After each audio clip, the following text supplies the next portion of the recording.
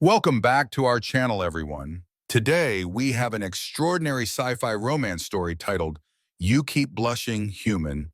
Is it because of my body or something else?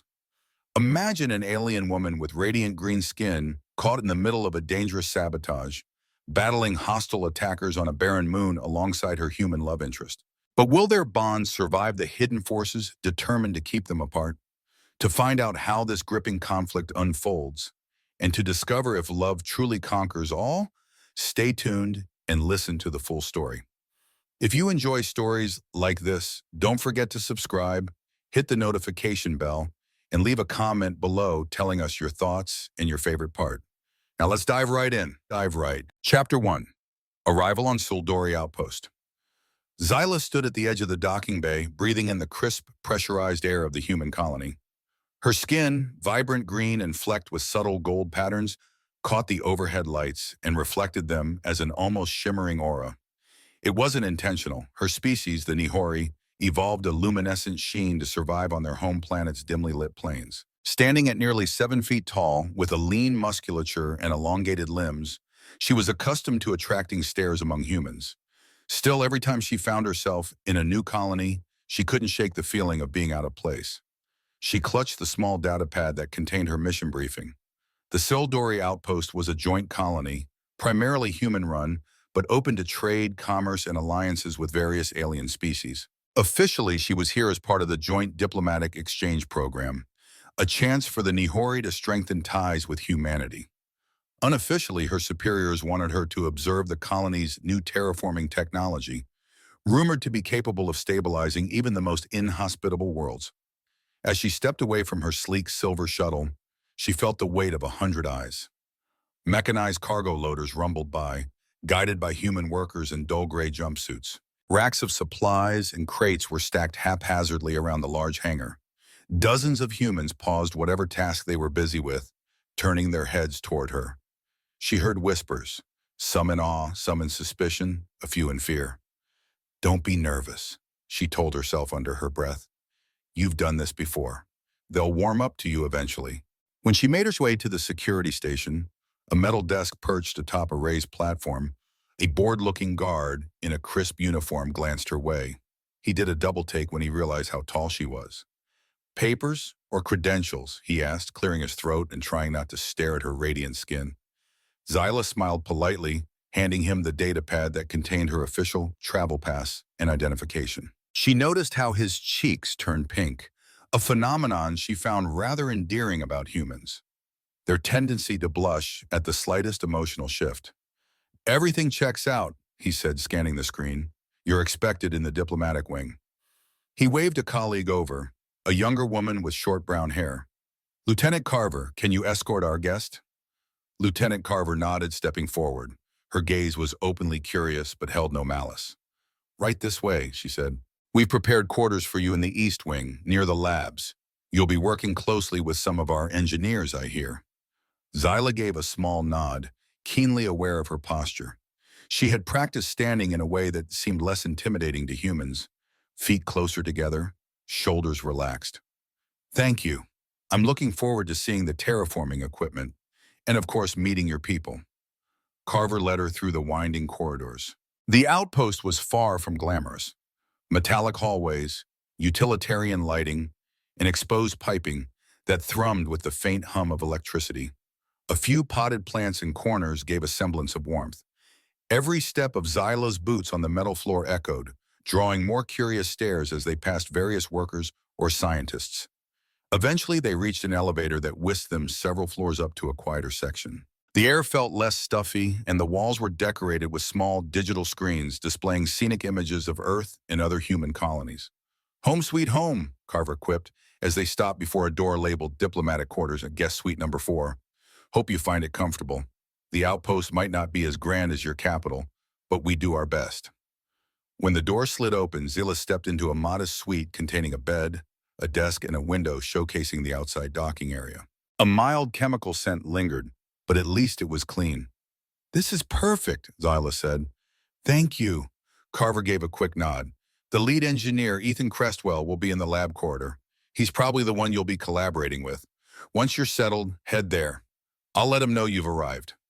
Zyla placed her bag on the bed. Thank you again. I'll do that.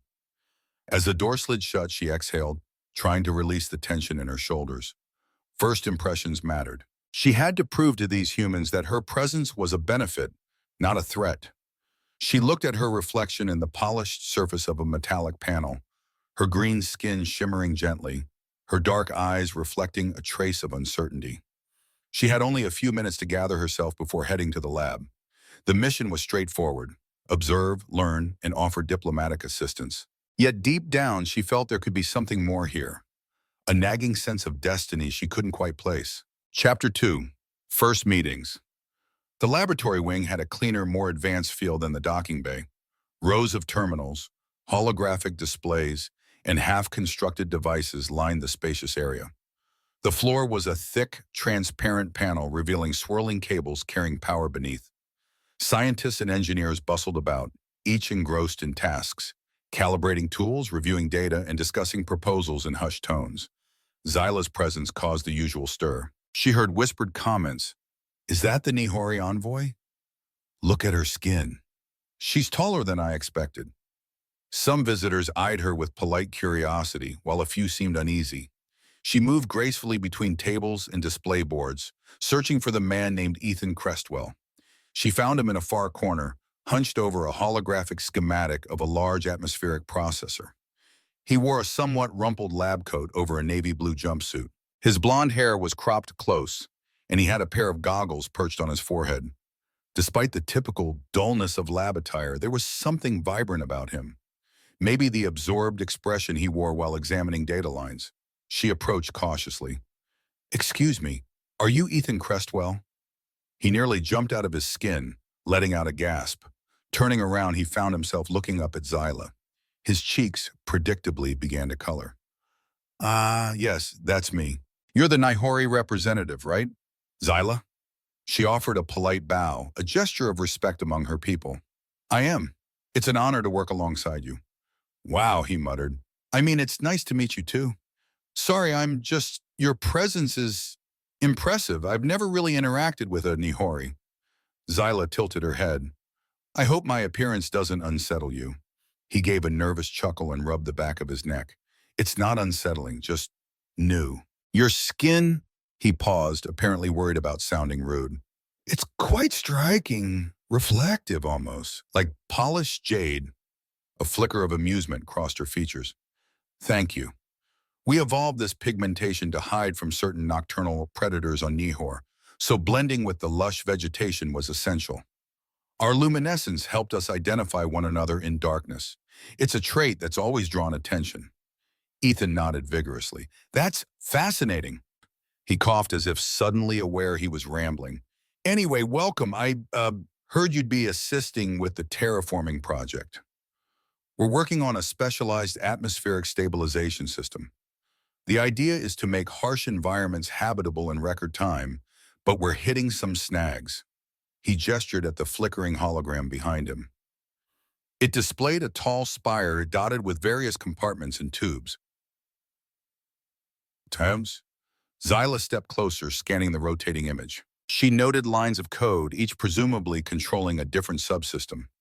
Data points scrolled beneath the schematic, detailing temperature thresholds, chemical outputs, and mechanical stress tolerances. You humans have a knack for innovation, she said, analyzing a line of code. But there's something about your approach here. She paused, zooming in on a subroutine. Yes, I see the problem. You're forcing a compound reaction at stage 4 of the atmospheric cycle that's not conducive to stable equilibrium in the mid-troposphere. Maybe if we rearrange the venting intervals. Ethan's mouth hung open momentarily before he recovered. That's exactly what I was trying to figure out. He tapped a few keys on his data console, bringing up more detail. But none of us could figure out how to time the vent cycles without risking an overpressure situation. Zyla pointed a slender green finger at the code. Your intervals are too short. On Nihor, we used a pattern of short, long, short for releasing certain byproducts, so the atmosphere doesn't saturate. Try adjusting the parameters here and here. She made a quick series of gestures on the hologram, and a new set of values slid into place. The system displayed a theoretical success rate jump from 67% to 88%. Ethan let out a low whistle. That's a major improvement. Where'd you learn all this? My people have centuries of experience terraforming hostile regions of our planet. It's not as advanced as your technology, perhaps, but the underlying principles are similar. I wouldn't call 88% success less advanced, Ethan said, grinning. That's beyond helpful. Thanks, Zyla. He turned to face her, his face flushed. She noticed again the pink tint creeping along his cheeks, her lips curved in the faintest smile. You're blushing, Ethan. Caught off guard, he stuttered. Sorry, it's just, I blush easily, even around humans, let alone, well, someone as remarkable as you. She tilted her head, genuinely curious. Remarkable? I appreciate the compliment, but please don't feel uncomfortable around me. No, I'm not uncomfortable, he said quickly. Just a bit overwhelmed, I guess. Come on, let me show you the rest of the lab. They spent the next hour touring the facility. Ethan introduced her to his team, Lucia, an analytical chemist with a loud, jovial laugh, Marsden, a quiet programmer, and Gita, a robotics technician. Each greeted Zyla with varying degrees of warmth or apprehension, but they all seemed receptive to her input. By the time they returned to Ethan's workstation, Zyla was impressed by the scale of human engineering. Although the outpost appeared mundane from the outside, the lab buzzed with brilliant minds pushing the boundaries of science. Ethan leaned against a table, crossing his arms. So, Zyla, I hope this isn't presumptuous, but would you like to grab a meal sometime? I mean, we have a cafeteria on level 3 that's not half bad. I figure it might be nice to talk outside of code readouts and pressure valves. She considered his request.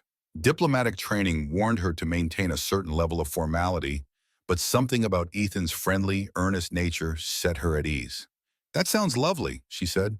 I'd like to learn more about human cuisine and about you, if you don't mind. She watched his face grow even redder.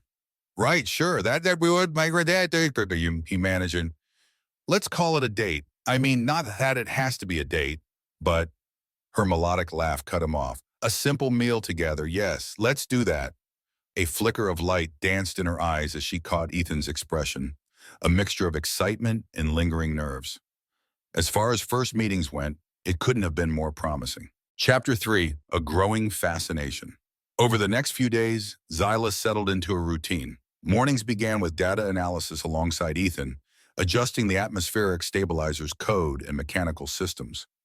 Her afternoons were packed with diplomatic briefings, meeting the outpost leadership, receiving updates from her home planet's consulate via secure channels, and drafting progress reports. At night, once her official duties were over, she often found Ethan waiting outside her quarters, a shy smile on his lips. He'd guide her through the labyrinthine corridors to the cafeteria, a large space with metallic walls softened by bright overhead panels. The hustle of people coming in and out gave it a lively energy. Their conversations ranged from casual to deeply personal. She learned that Ethan was originally from Earth, a continent called North America, which he described as having varied landscapes, towering mountains, lush forests, and cities bristling with skyscrapers. His parents were both scientists who had moved to a different colony when he was young, instilling in him a love for exploration and discovery. In turn, Zyla told him about Nihor, a planet filled with bioluminescent flora, rolling emerald dunes under a crimson sky, and vast seas brimming with odd aquatic life. Her childhood was spent learning survival strategies with her siblings, frequently venturing out at night armed with sensor rods. Predators roamed the darkness, but thanks to her species' evolutionary advantages, they thrived. Ethan drank in every word, looking at her with a mixture of wonder and respect. She admired the sincerity in his questions. He wasn't just enthralled by her exotic nature. He truly wanted to understand her as a person. One night, they lingered after dinner. A hush fell over the cafeteria as the crowd thinned. Zyla sipped a nutrient-rich beverage the staff had prepared specially for her physiology. Meanwhile, Ethan picked at a piece of fruit, glancing at her from time to time, as though trying to puzzle something out. When she caught his gaze, she smiled. You keep blushing, human. Is it because of my body or something else? A part of her questioned whether this was too blunt. Nihori culture was typically frank, but humans sometimes preferred a more roundabout approach. She watched as Ethan struggled to form a coherent reply. His cheeks flushed a deeper pink, and he lowered his gaze to his plate. Sorry, he said, clearing his throat. I guess I'm just not used to, well, someone like you taking an interest in me. People say I can be awkward. And let's be honest, you are kind of breathtaking. A warmth of her own, though not visible in the same way, flooded Zyla's senses. She felt her heart quicken. Breathtaking, am I? Yeah, he admitted softly. It's more than your appearance. It's how you speak, how you carry yourself, the way you see solutions to problems I've been stuck on for weeks. I admire that. She reached across the table and gently laid her green hand over his, mindful of her claw-like fingernails. The contact made him jump. Thank you, she said. I think I might share some of those feelings. It's not every day I meet a human who's so open to learning about Nihor and my culture. For a moment, they remained like that, hands connected.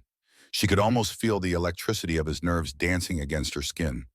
The moment was interrupted only when a maintenance worker loudly carted a bin of dirty dishes past their table, snapping them back to reality. Ethan withdrew his hand, chuckling sheepishly. I should, walk you back to your quarters? She nodded. That would be nice. They rose from the table, disposing of their trays and exiting the cafeteria in companionable silence. The corridors were almost empty now, the overhead lights dimmed to a low glow. A mechanical hum reverberated through the floor, a reminder of the outpost's constant background activity, pumps, ventilation, power lines feeding the entire facility. I wonder, Ethan said after a while, does your home have places like this? Metal corridors, artificial air, machines humming all day. Our cities are partially subterranean, Zyla explained. The surface can be dangerous after dark, so we built much of our infrastructure below ground. We do have advanced technology, some is even more advanced than what I've seen here. But our aesthetics are different. We favor organic materials integrated with living structures, so less metal, more stone and biotech. It's quieter in a way. He nodded thoughtfully. I'd love to see it someday. His comment lit a spark within her. The possibility of bringing a human, this human, to Nihor stirred both excitement and apprehension. It wasn't unheard of for humans to visit Nihor, but it was rare, especially in her close-knit region. Soon they arrived at her door. She turned to face him, noticing how the dim overhead lights cast shadows across his face. Ethan, she said softly, thank you for this evening. He looked up at her, his eyes warm and sincere. You're more than welcome. It's been fun and enlightening. Before he could say another word, she leaned down, placing a tender kiss on his forehead, a Nihori gesture of trust and affection. He froze and his blush returned full force. She smiled at his wide-eyed expression. Good night, Ethan Crestwell. Good night, Zyla, he managed, stepping back. With that, she slid into her quarters, a swirl of new, confusing emotions coursing through her. If anyone had told her she might form a bond like this with a human, someone from an entirely different species, with different cultural norms, she might have laughed it off. But the connection between them was growing undeniable. Chapter 4, Diplomacy and Doubt. The following morning, Zyla found a polite but urgent message on her datapad. Please report to the diplomatic wing for a high-priority meeting. She quickly pulled on her official robe, a garment tailored to her tall frame, in muted shades of green and silver that denoted her status. As she made her way down the corridors, she braced herself. High priority rarely meant anything simple. Inside the diplomatic wing's main office, a circular room dominated by a holographic display of planetary charts, she saw Governor McAllister. Short and stout, with gray hair cropped close, he was a no-nonsense official known for maintaining a calm demeanor under pressure. Yet his jaw was clenched, and worry etched in lines into his forehead. Standing next to him was Ambassador Taba from Nihor, a fellow Nihori with teal skin and a more angular face than Zila's. Their eyes flicked disapproval when they spotted her. Zyla, there you are, the governor said with a curt nod. We have a situation. She stepped forward, crossing her arms. Of course, Governor. What's the matter? Ambassador Taba spoke first, voice tight. Your personal logs and weekly reports have shown great enthusiasm for this terraforming project. However, the Council on Nihor is concerned. There are rumors that the humans intend to use this technology not just for peaceful settlement, but to gain strategic control of resource-rich but hostile worlds, effectively blocking the Nihori from expansion. Zyla's chest tightened. She glanced at the governor, who let out a small sigh. I've been hearing the same accusations from the human side, that the Nihori plan to replicate our technology and use it to corner potential trade routes. It's a classic distrust scenario, and it's escalating. She frowned, mind racing through the potential fallout if tensions continued to climb. She had been so focused on her budding relationship with Ethan and her personal interest in the technology that she hadn't paid enough attention to the political undercurrents. Tava continued, "The Council demands reassurance. If the humans do not intend to weaponize or monopolize this terraforming tech, they must be willing to sign a mutual cooperation treaty, ensuring shared access and no militarization. Until this is clarified, we may recall you, Zyla, from this outpost." Zyla felt a jolt of alarm. Recall me? That would be premature. I've seen firsthand how beneficial this collaboration can be. There's no sign of the humans weaponizing anything. McAllister nodded vigorously. We have no intention to militarize the technology, but the politics of it are complicated. Some of my superiors on Earth do want a strategic advantage. There are factions, you see. Not everyone is as open-minded as I am. Ambassador Tava sniffed. Be that as it may, we cannot ignore the Council's decree. Zyla, they're recalling you within the week if we can't get a binding agreement or at least tangible proof of your claims. A week. That was barely enough time to draft the simplest treaty, let alone negotiate its terms. Zyla clenched her teeth. We'll find a way. If Governor McAllister is sincere, we can schedule immediate talks between your political representatives and ours. The governor's face clouded. Getting official reps from Earth out here would take more than a week. The earliest is in 3 weeks' time, and that's if they even approve. Meanwhile, local leadership, myself and a few others, can only sign provisional agreements, not full treaties recognized by Earth's central government. Ambassador Tava didn't look impressed. Then it appears we're at an impasse. Zyla raised her hands, determined. No, there's a solution here. I'll gather all the necessary data to show the Council that the humans are acting in good faith. I'll get a statement from Governor McAllister.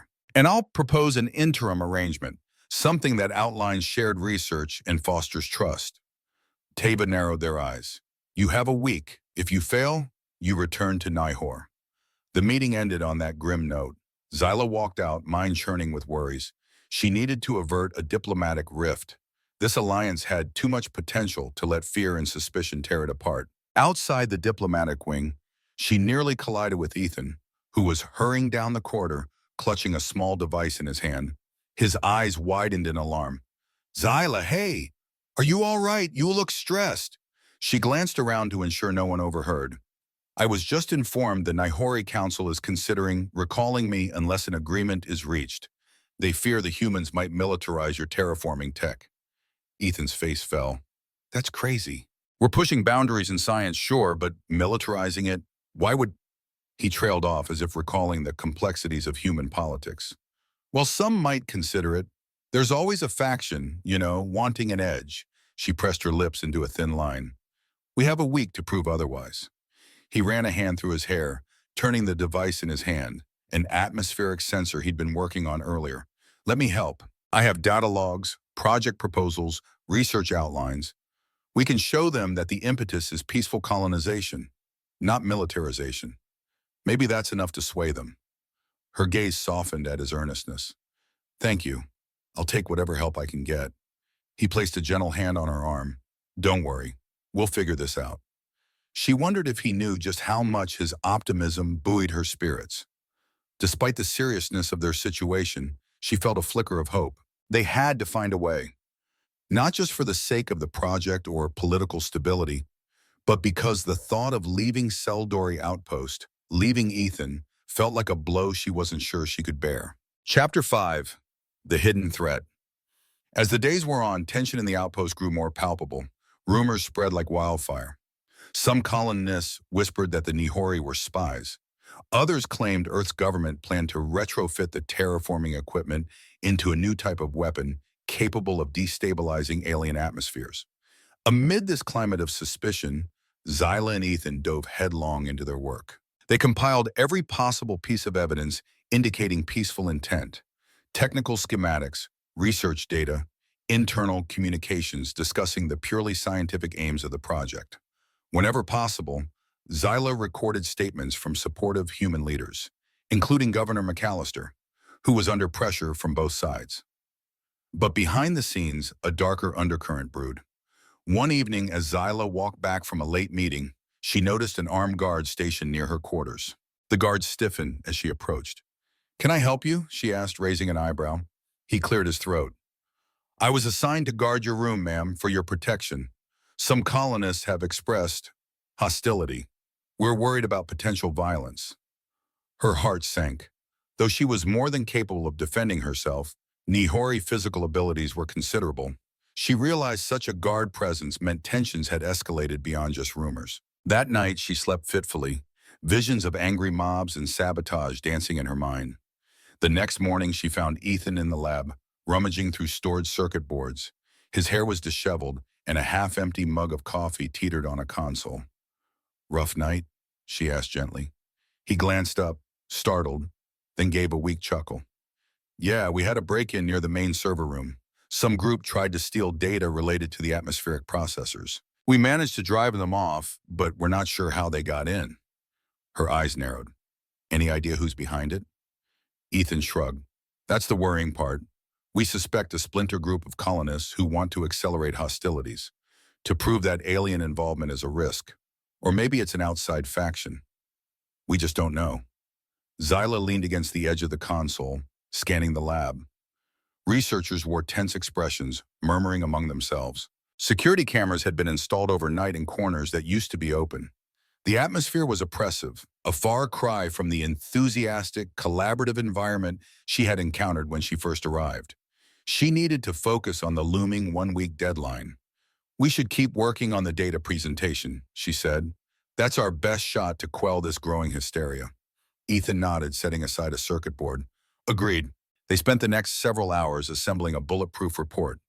Zyla contributed cross-references from Nihori's scientific archives, detailing similarities between their terraforming approach and the humans. Ethan compiled Earth's official policies on colonization technology, highlighting repeated clauses about non-weaponization. Their synergy was seamless, Zyla's big-picture perspective combined with Ethan's mastery of the details. Late in the evening, they took a short break. Ethan slumped into a chair. "I feel like I've typed a novel's worth of text, maybe two." Zyla offered him a canteen of water. "We'll finish soon. Then I'll send a compressed file to the council." He nodded, gulping the water. Setting it aside, he glanced at her, eyes full of uncertainty. "Zyla, if this doesn't work, if you're forced to leave, would you ever come back?" She hesitated. If the council orders a recall, it might be indefinite. Our species is cautious.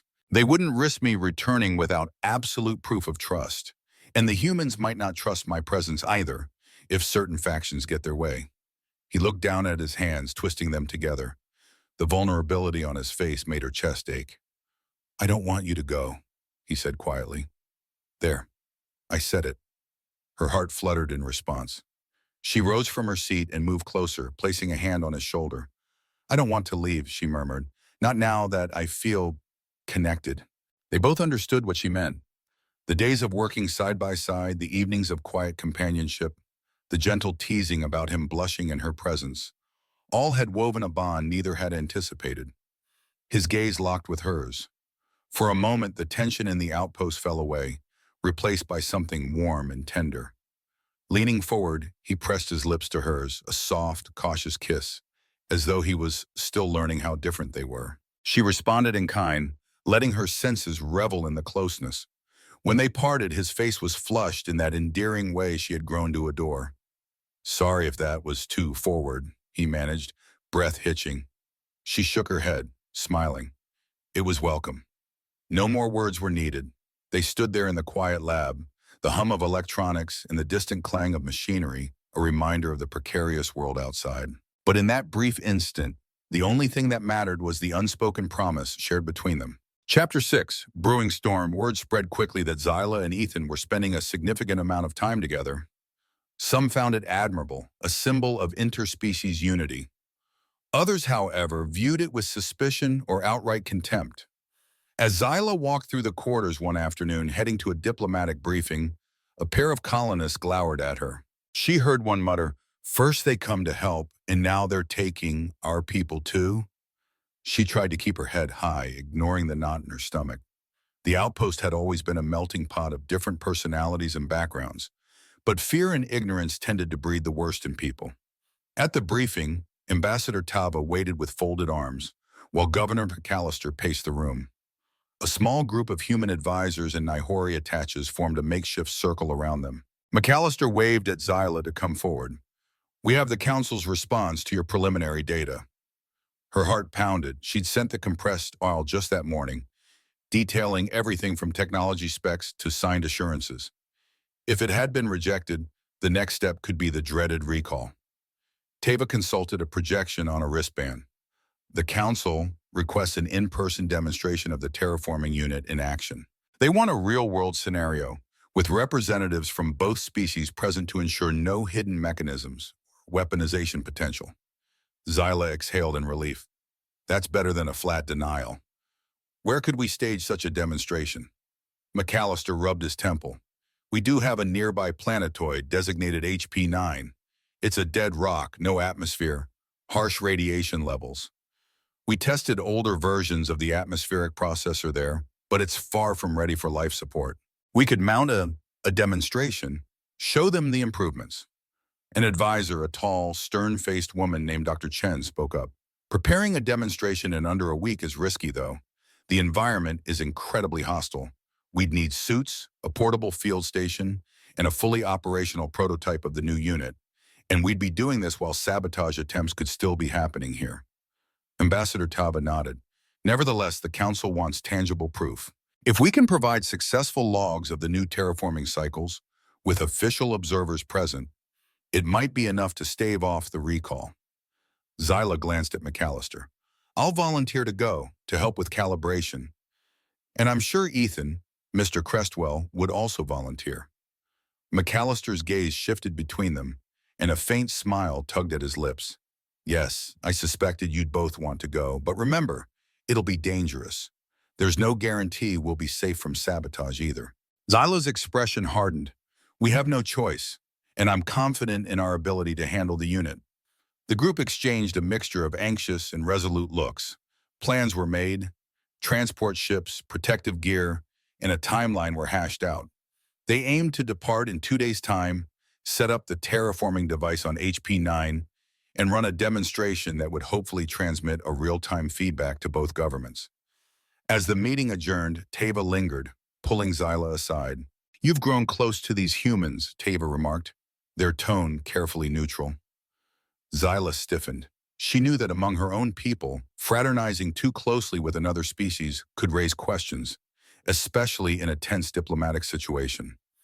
Ethan is a kind soul and a brilliant engineer, she said. Working closely with him benefits our mission. Tava's gaze roamed over her face. Just remember where your loyalties lie. You are Nihori. The Council is your priority. That doesn't conflict with my respect for the humans, Zyla replied, lifting her chin. No, but emotions can cloud judgment. Tava gave a half bow. I do hope your demonstration succeeds, for all our sakes. Zyla watched them leave, her mind whirling. She couldn't deny that her emotional attachment to Ethan was growing, but that didn't mean she was any less loyal to her people. She believed, however, that trust and understanding could bridge their differences, if only they were given time. Chapter 7. Departure to HP9. The next 2 days passed in a flurry of preparation. Engineers and technicians worked around the clock to outfit a transport vessel with the specialized equipment. Spacesuits designed to withstand HP9's radiation and unbreathable atmosphere were distributed and tested. Protocols for live broadcasting the demonstration were established to ensure both Nihori and human leadership could watch in real time. Ethan had scarcely left the lab in 48 hours. He and Zyla pored over every line of code in the terraforming system, triple-checking fail-safes. They also tested for possible sabotage, scanning for any anomalies. So far, they found none, but the fear remained. Finally, the day of departure arrived. At the docking bay, Zyla and Ethan boarded the Aurora's Dawn, a mid-sized shuttle loaded with cargo crates of essential tools. A handful of scientists and security personnel came along, including Dr. Chen and Lieutenant Carver. They'd serve as official witnesses, ensuring the demonstration was above board. Governor McAllister stood at the base of the ramp, arms folded. Good luck to you all. We'll be monitoring from here. Remember, success in this demonstration is key to preventing a diplomatic meltdown. Ambassador Tava also appeared, offering a curt nod. We trust you'll represent the Nihori well, Zilla. Return swiftly and safely. She bowed respectfully. I will. And then, with engines humming, the Aurora's Dawn lifted off. Zyla felt the familiar pull of artificial gravity as they cleared the outpost docking zone. Through a viewport, she watched Sildori Outpost diminish behind them, a cluster of metallic spires set against the vastness of space. Ethan, seated at a console next to her, busied himself with flight checks. She noticed the tight line of his jaw, the pinch at the corners of his eyes, a sign of stress. She laid a gentle hand on his shoulder. We've done everything we can to prepare. He offered a thin smile, removing one hand from the console to grasp hers. I know. Just can't shake the feeling that something could go wrong. She squeezed his hand. We'll handle it together. The journey to HP-9 took several hours. The planetoid was a desolate, crater-scarred rock orbiting a dim star. Sensors confirmed the surface had almost no atmosphere, and radiation levels were borderline for human safety even with protective suits. A perfect test site for terraforming tech, ironically. The Aurora's Dawn made a controlled landing in a level crater large enough to accommodate the entire demonstration. Dust plumed up around them, tinted gray-brown under the external lights. Once the engine shut down, the interior was silent except for the hum of life support systems. Zyla and Ethan donned their suits, double-checking each seal. Dr. Chen and Lieutenant Carver did likewise. The others would remain inside for now, monitoring from the shuttle's console. They'd exit only if necessary. When the hatch opened, a ramp descended into the dusty landscape. Zyla led the way, feeling the slight difference in gravity tug at her body. HP-9's gravity was weaker than standard, giving each step a slight bounce. The ground beneath her boots felt gritty and loose. Outside, the view was bleak, a horizon of jagged rocks under a black sky sprinkled with distant stars. A swirling haze in the upper atmosphere hinted at cosmic radiation. She took a breath, hearing the soft hiss of her suit's rebreather. Let's set up the device, she said through their comlink. The terraforming unit was a cylindrical tower roughly 3 meters in diameter and 5 meters tall. Deploying it involved folding out stabilizing arms and connecting an array of sensor modules. The process was slow and methodical in the suit's bulkiness, but soon the unit stood upright, ready to begin. This is the improved atmospheric processor, Ethan said, aiming a mounted camera at the device. We'll power it up, then run a short test cycle to show how it processes trace gases and generates a stable air pocket. It won't be enough to fully terraform this planetoid, of course, but it should demonstrate capability. Zyla keyed in a start sequence on a panel built into the cylinder's side. Holographic displays flickered. The tower emitted a faint hum, lights dancing across its surface. And we're live, Dr. Chen confirmed, glancing at the readouts on a portable console. Broadcast is active. Both governments should be receiving the feed. Zyla's heart thudded. This was the moment of truth. Their entire mission and her personal future hinged on these next few hours of demonstration. Chapter 8. Shadows in the Dust. Initially, everything proceeded smoothly. The tower's diagnostics showed stable internal temperatures, and the code Zyla and Ethan had carefully revised handled atmospheric input flawlessly. Small jets of superheated plasma vented from the top, collecting trace gases from the planetoid's surface to begin the conversion process. Then, about half an hour in, an alarm blared from Ethan's console. Red lights blinked on the tower's panel. What's happening? Lieutenant Carver barked, raising a scanning device. Ethan's face went pale behind his suit visor. There's a surge in the intake valves. Someone must have tampered with the flow regulators. Pressure's building to dangerous levels. Zyla cursed under her breath. We scanned for sabotage before we left. Maybe it was integrated after we scanned, he replied, rapidly tapping on the console. We have to vent the buildup before the unit ruptures. Dr. Chen stepped forward. Shutting it down entirely could damage the system. We need a controlled release. Ethan nodded. Right. Let me override. He paused, cursing. The override's locked. Someone installed a fail-safe that's blocking manual commands. Heart pounding, Zyla sprinted to the tower's side panel. We can do a manual bypass. I'll remove the external plating. You handle the code from the inside. She popped open a latch, unscrewing a plate to reveal a nest of wires and circuit boards. Meanwhile, Ethan typed furiously on his console, trying to break through the malicious code. From behind them, Lieutenant Carver scanned the perimeter. Hey, I've got movement, she snapped. There's someone out there. Zyla turned her helmet, peering through the dust-laden gloom. It was hard to see, but faint silhouettes danced among the rocks beyond the crater's rim. Her pulse spiked. Could saboteurs have followed us here? We're in a vacuum environment. How did they land? Ethan muttered, still working. Maybe a stealth shuttle or drop pod, Dr. Chen suggested. We'd have picked them up on radar unless they jammed it. Carver cursed. We need backup. She switched comm channels. Aurora's Dawn, come in. We have unidentified hostile presence. Static crackled through the comm. No response, Carver said grimly. They must be jamming our comm too. Meanwhile, the tower started shaking. The built-up pressure within it threatened to blow the entire device sky-high. If that happened, the sabotage would not only jeopardize Zyla's mission, but could also kill them if the explosion was large enough. Zyla's hands worked quickly, guided by her knowledge of Nihori engineering, which had parallels here. Locating the correct wire cluster, she spliced the data feed, effectively severing the tower's link to the override. Try it now, Ethan, she called. He tapped a final sequence on his console. Yes, I have manual control. The tower hissed, releasing a steady vent of pressurized gas into the thin environment. The red emergency lights blinked off, replaced by the normal operating glow.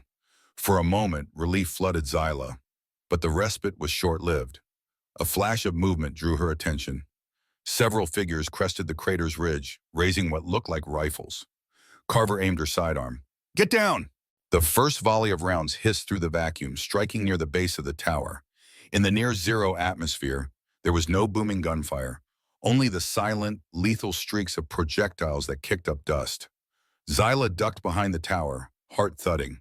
She'd trained in combat, but not in these conditions. She locked eyes with Ethan, who looked both terrified and furious. We need to protect the tower, he said. If they destroy it, the demonstration is ruined. Carver returned fire, her shots crackling in the suit's comm feed. Dr. Chen crouched behind a crate, hyperventilating. We have minimal cover out here, the doctor moaned. Another volley struck the tower, leaving scorch marks. Zyla clenched her jaw. We'll have to disable or drive them off. Ethan nodded, checking the small sidearm at his hip. We have to do it fast. This demonstration is being streamed, unless they jam that too. But if a feed is still going through, everyone's watching a firefight instead of a peaceful demonstration.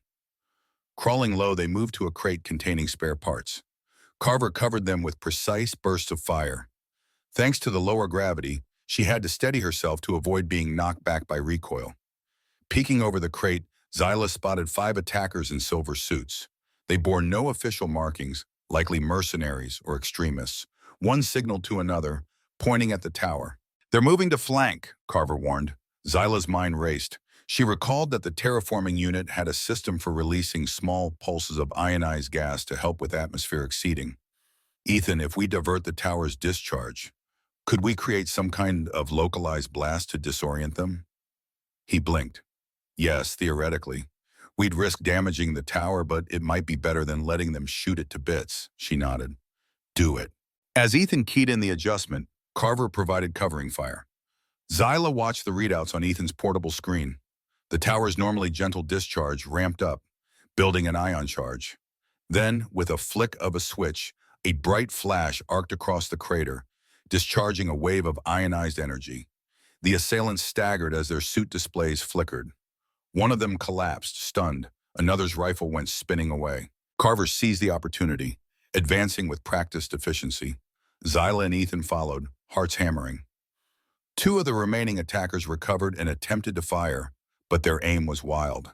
Carver's shots found their marks, and they fell, incapacitated. Soon the crater was quiet except for the hum of the tower. Dust settled, revealing the prone forms of all 5 saboteurs. Carver secured their weapons. "We need to confirm who they are," Zyla said, kneeling next to one. But any identification on their suits was deliberately obscured. The faceplate was tinted, preventing immediate recognition. Dr. Chen finally emerged from hiding, breath shaky. "Remind me never to volunteer for a demonstration again." In the vacuum silence, Ethan's voice resonated in her helmet. "At least the tower is still intact.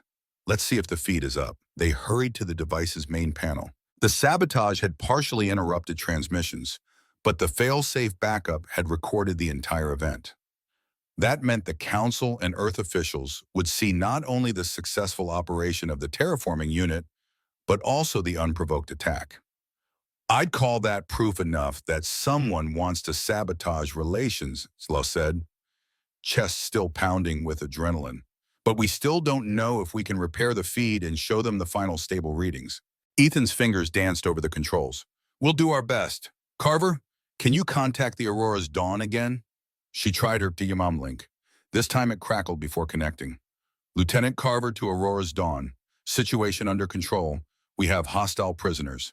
Send medical and security detail." A flurry of relieved voices answered. The immediate crisis was over.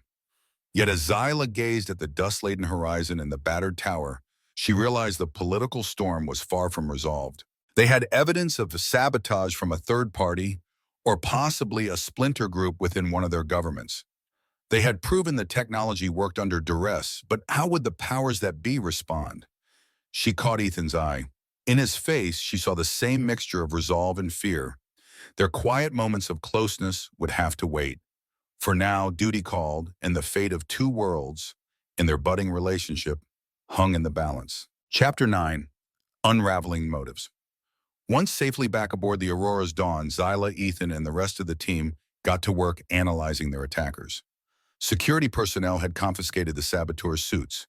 The individuals themselves were placed in a makeshift holding area, forcibly sedated for the trip back. Lieutenant Carver oversaw the investigation, scanning each suit for clues. Finally, she found something, a small emblem on an inner seam. It depicted a stylized hawk perched over a planet. Dr. Chen recognized it as belonging to a radical human separatist faction, rumored to operate on colony fringes. "They call themselves the Hawks of Earth," Dr. Chen explained. "They believe humanity should dominate the galaxy without relying on alien alliances. They're known for sabotage, but we never thought they'd come out here." Zyla listened with a growing sense of dread. So it's a human faction, not Nihori. That might help quell the Council's fears about a Nihori conspiracy. Ethan scowled. "It also means that tensions could worsen. If the Council sees that humans tried to sabotage the demonstration, they might believe we are militarizing technology. The Hawks basically proved that some humans harbor violent intentions." Zyla rubbed her temples. "It's a double-edged sword. On one hand, it shows we're not monolithic. Plenty of humans oppose the sabotage. On the other, it shows that extremist elements do exist." Their conversation was cut short by a flashing light on the shuttle's main console, a communication request. Carver answered, and Governor McAllister's face appeared on a screen. He looked both relieved and furious. "We just received partial footage of what happened," the governor said. "Damn Hawks, I never imagined they'd go this far. Are you all right?" "We're fine," Carver answered. "We have 5 detainees, no casualties." McAllister's mouth set in a grim line. "We've also forwarded the footage to Earth's Central Command and to the Nihori Council. Word is spreading fast that extremist saboteurs were behind this. Hopefully, that clarifies it's not an official plot." Ambassador Tava's face joined the feed, obviously patched in from another location. The Council is alarmed by the violence, but also acknowledges that the sabotage was external. They want to proceed with caution. "If you can provide stable terraforming data from the demonstration, enough to prove the device's peaceful and effective nature, there's a chance the recall order will be lifted." A surge of hope blossomed in Zyla. "We have the data," she said. "Despite the sabotage, the device operated at near-peak efficiency for over half an hour. I can compile the logs right now." The ambassador nodded, a hint of relief showing. "Please do. The sooner we can present it, the better. Their trip back to Sildori Outpost was fraught with tension, but also a sense of vindication. Despite everything, they had succeeded in demonstrating the device under hostile conditions. If anything, that should prove the strength of human-Nihori cooperation. Chapter 10. Healing Divides. Upon returning, Zyla was greeted with hushed applause by a small group of engineers who had watched the events unfold from the outpost. Some even patted Ethan on the back, praising his quick thinking. Among them was Lucia, the chemist who had initially been wary of Zyla. Now her eyes shone with admiration. "We were all so worried. Good job out there. Sorry if I ever seemed standoffish before. It's just, I didn't know if I could trust an alien with such critical tech." Zyla gave a polite bow. "I understand. Trust must be earned. I appreciate your honesty." McAllister organized a quick debrief in the command chamber. They presented the sabotage evidence, the detainees, and the successful demonstration logs. The local government swiftly pledged to track down any other Hawks of Earth cells in the region. Ambassador Tava arrived, newly shaken but also more open. "The council has reviewed your data. They're impressed," Tava said, turning to Zyla. "Your presence here was instrumental. I've been told the recall is on hold pending a final round of talks. If these go well, you may remain as a formal liaison." A wave of relief nearly buckled Zyla's knees. She looked at Ethan, who gave her a lopsided grin, her chest flooded with warmth. "This is good news," Governor McAllister said. "The next step is sealing a provisional treaty, one that ensures shared technology for peaceful colonization, monitored by a joint commission of humans and Nihori." Zyla exchanged a look with Ambassador Tava. "That sounds workable. Both sides can keep an eye on how the technology develops." Tava nodded. "Exactly. We'll begin drafting the language immediately." As the meeting concluded, Zyla found herself swept up in a sense of triumph. Not only had they thwarted sabotage, but they'd also laid the groundwork for real cooperation. Outside the command chamber, Ethan intercepted her, pulling her into a secluded alcove. "I'm so glad you're not leaving," he breathed, resting his forehead against hers, albeit carefully, given the height difference. She closed her eyes, savoring his closeness. "I am too. We still have a lot of work ahead, but this is a victory." He lifted his face to hers, eyes shining. "When the dust settles, maybe we can finally take a moment. For us?" Zyla smiled, tracing a fingertip along his jaw. "Yes, I'd like that." In that stolen moment, the swirl of the outpost's hustle faded, leaving only the gentle rise and fall of Ethan's breath and the soft green glow of Zyla's skin, shimmering in the corridor's fluorescent light. Chapter 11. Negotiations and New Ties. Over the next week, Zyla and Ethan witnessed a transformation within Sildori Outpost. Extra security measures were implemented to flush out any remaining Hawk operatives, leading to a few more arrests. Tensions, while still present, eased as news of the successful demonstration and the sabotage details circulated. Ambassador Tava and Governor McAllister led negotiations for a provisional treaty, assisted by a rotating team of experts from both sides. The talks took place in a large conference hall with a transparent dome ceiling offering a view of the stars. It was a symbolic choice to remind everyone of the infinite expanse that awaited peaceful exploration. Zyla participated as a cultural and technical advisor, explaining how certain Nihori protocols could mesh with human engineering standards. Her insights earned respect from both delegations. She noticed how Tava's demeanor toward her softened, perhaps recognizing that bridging species was a skill that sometimes required a personal touch. In between sessions, Ethan and Zyla stole small pockets of time for each other. They'd walk along the outpost's observation deck, watch cargo ships come and go, or share a silent meal. The warmth between them continued to grow. Their closeness didn't go unnoticed. One evening, as they sat in the cafeteria, Lucia and a few other engineers approached. "So, you two," Lucia said, half grinning, "I guess the rumors are true. You're an item now?" Ethan's ears turned pink, and Zyla chuckled. "We spend time together, yes. We've discovered we have much in common." Lucia laughed. "He's blushing up a storm again." Ethan shot her a playful glare. "Oh, shush. I'm just tired, okay?" "Right, sure." Lucia winked, then addressed Zilali more seriously. "No offense, but I never expected an alien-human romance, especially at a place like Sildori Outpost, where we usually just work ourselves to the bone. Zyla arched a brow. Life is full of surprises, and if our bond can help foster unity, isn't that worth embracing? Lucia nodded. Yeah, I guess it is. Ethan reached for Zyla's hand under the table, giving it a gentle squeeze. She reciprocated, mindful of the stares around them, but unwilling to let fear overshadow this moment of joy. Chapter 12, A Return to Normal, or Something New. At last, the outpost returned to a semblance of normalcy. The sabotage alarm sirens no longer blared at odd hours. The corridors buzzed with renewed energy. Scientists and engineers resumed their tasks with vigor, excited by the possibility of an officially sanctioned interspecies approach to terraforming. One evening, Ethan invited Zyla to a section of the outpost she'd never visited, the Botanical Dome. Tucked away near the lower levels, it served as a controlled environment for growing produce and studying alien plant species. She was fascinated by the array of flora bathed in artificial sunlight, earth vegetables, towering trees from a planet called Borealis, and even a small patch of bioluminescent mushrooms from some distant moon. Ethan led her to a secluded clearing among tall, vine-laden arches. The dome's overhead lights simulated twilight, giving the space a dreamy ambiance. "I thought it might remind you a bit of Nihor," he said, pointing to the mushrooms that glowed a soft blue. "I know it's not the same, but..." Her gaze softened. "It's beautiful. Thank you." They walked deeper, the sound of gently circulating air adding to the tranquility.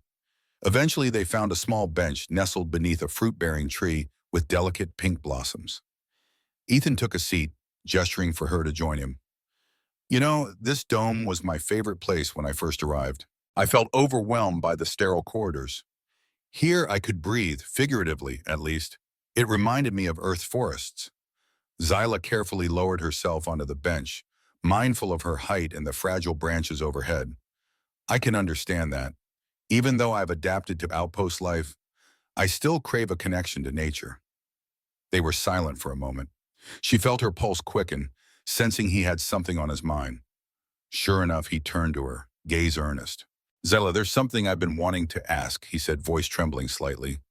"When we first met, I was drawn to your brilliance, your kindness, and, yes, your beauty. But as we spent time together, it became more than that. He paused, inhaling deeply. "I love you." Her heart caught in her throat. Though they'd grown close, the explicit admission of love struck her like a warm wave. Their cultures had different ways of expressing affection, but the sentiment was universal. She cupped his cheek with her hand, green skin contrasting starkly against his. "I love you too, Ethan. My people don't use that exact phrase, but we have a word, Zalian, which denotes a deep, life-bonding affection. I feel that for you." He pressed his palm over her hand, eyes shining with emotion. "I don't know what the future holds, but I want to face it with you." She leaned in, capturing his lips in a soft, lingering kiss. In that silent vow, they promised to stand by each other, even in the face of cosmic distances, cultural differences, and political storms. When they parted, he chuckled softly, cheeks flushed. "You really do make me blush nonstop." Her laugh was melodic. "I've noticed," she teased, "but maybe it's not just my body. It's something else." They shared a smile that lit the dome brighter than any artificial sun. Chapter 13, A Meeting of Worlds. Just days later, a small delegation from Earth arrived. A vessel carrying high-level officials prepared to sign the provisional treaty. Likewise, a Nihori ship arrived, bearing council members of even higher status than Ambassador Tava.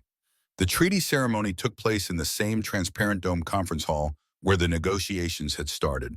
Dozens of watchers from both species stood witness. Zyla felt a thrill of triumph watching the humans and Nihori sign their names side by side. Governor McAllister's pen scratched out the final line, and Tava's signature followed. A murmur of applause broke through. The provisional treaty was now official, pending final ratification by Earth's central government in the Nihori Council. But it was a monumental step. "May this mark a new chapter in human-Nihori relations," Tava declared, looking at Zyla with a rare smile. "And let us remember the cooperation that made it possible." Zyla glanced at Ethan. He stood at the edge of the hall, beaming. She returned his smile. Their role might never be recorded in official histories, but they both knew how vital their partnership had been. Chapter 4: Proposals and Possibilities. With the treaty signed, Zilla's position on Seldori Outpost changed from visiting diplomat to official liaison. She was granted extended residency, which meant she no longer risked being recalled against her will.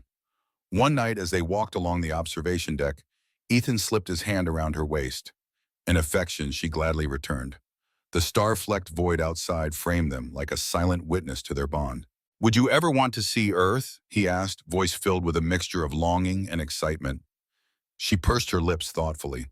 "It's possible, though it might require bureaucratic hurdles. But yes, I'd love to see your oceans and forests in person." He nodded. "And maybe someday I could see Nihor. I've spent nights imagining the bioluminescent plains you described, the emerald dunes under a crimson sky." She touched a hand to his chest. "It would be an honor to show you. My family would be curious about you, maybe even suspicious at first, but I believe they'd come to love you." The idea of bridging two worlds through their relationship made her heart soar. This wasn't just a fleeting infatuation. Their connection felt grounded in mutual respect, shared trials, and a genuine desire to learn from one another. In that contemplative silence, she asked gently, "Ethan, have you thought about the future? About how we'll navigate our differences long term?" He turned to face her fully, eyes warm. "I have. I know it won't be simple. There'll be challenges, biological, cultural, who knows what else. But you once told me your people adapt quickly, and humans do too. If we approach it with open hearts, I think we can make it work." She smiled. "So do I." Chapter 15: Stepping Forward Together. Months passed and the synergy between humans and Nihori flourished. The outpost expanded. New research labs sprouted, staffed by both species. Engineers swapped theories. Scientists co-authored papers, and xenobiologists discovered revolutionary ways to integrate organic and mechanical systems, combining the strengths of Nihori biotech with human innovation. Zyla became a familiar presence in the corridors. Fewer stares dogged her steps. More often, she received nods of greeting, even friendly waves. Her green skin, once a subject of wary fascination, had become a symbol of peaceful partnership. Amid this evolving environment, her personal life with Ethan deepened. They balanced daily challenges, tight research deadlines, occasional diplomatic crises, and ever-present skeptics, but found comfort in each other's arms. Every time Ethan blushed, Zyla teased him with the question, "Is it my body, human, or something else?" He'd answer with an easy laugh or a playful kiss. One evening, she returned from a briefing to find a note taped to her door. "Meet me in the Botanical Dome." Her heart fluttered. Slipping away from her official duties, she took the elevator down. The dome was dimmed for the night cycle, the overhead lights set to a soft glow. Ethan was there, standing by the fruit tree where they'd confessed their feelings. He held a small device in his hand, a Nihori translator shell, used to replicate certain audio frequencies. "I had this made," he said, cheeks pink already. "It might help me speak a bit of your language properly. I want to say something important." Her pulse quickened. She watched as he pressed the device to his throat. A melodic hum emitted, adjusting his vocal cords to approximate Nihori phonetics. He inhaled, looking into her eyes. In hesitant but earnest Nihori, he said, "Zyla Tavenjalian, Estukir Koi Indari." A wave of emotion crashed through her.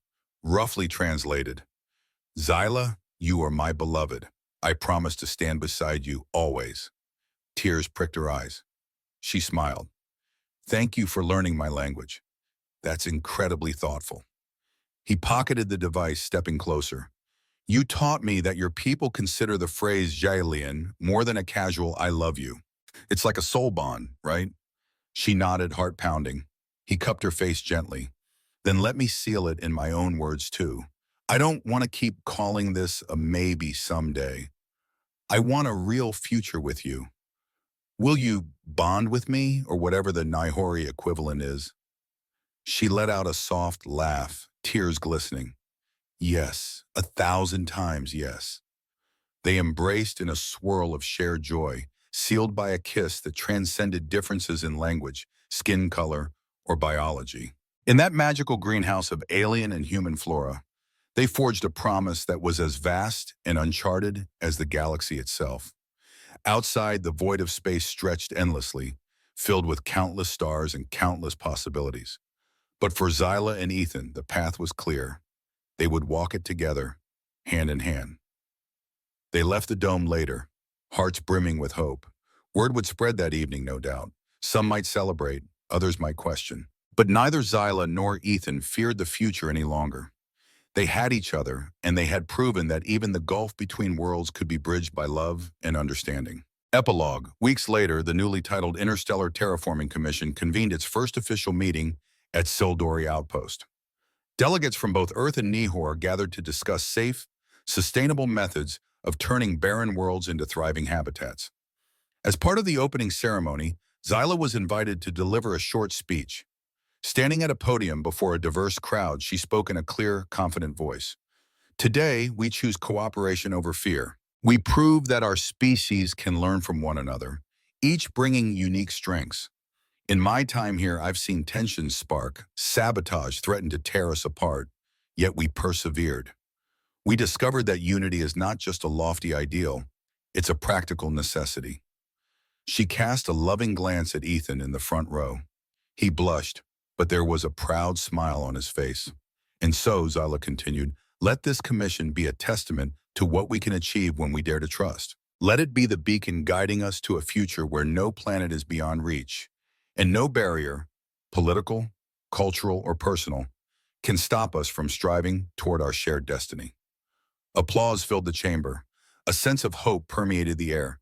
Here was humanity, standing side by side with the Nihori, forging new futures among the stars. Later that day, Zyla and Ethan walked together through the outpost corridors, discussing the commission's proposals. Work would be long and challenging. Mistakes would be made, and conflicts might arise. But for now, the path forward glowed with promise. You keep blushing, human, she teased, lacing her fingers with his. Is it because of my body or something else? He laughed, leaning in to whisper, it's everything about you, Zyla. Body, mind, and spirit. Everything. Their footsteps echoed in tandem, two hearts and two worlds, now intimately intertwined. And thus began the next chapter, where love and diplomacy soared hand in hand across the cosmos, lighting the way for all who dared to dream of a brighter tomorrow.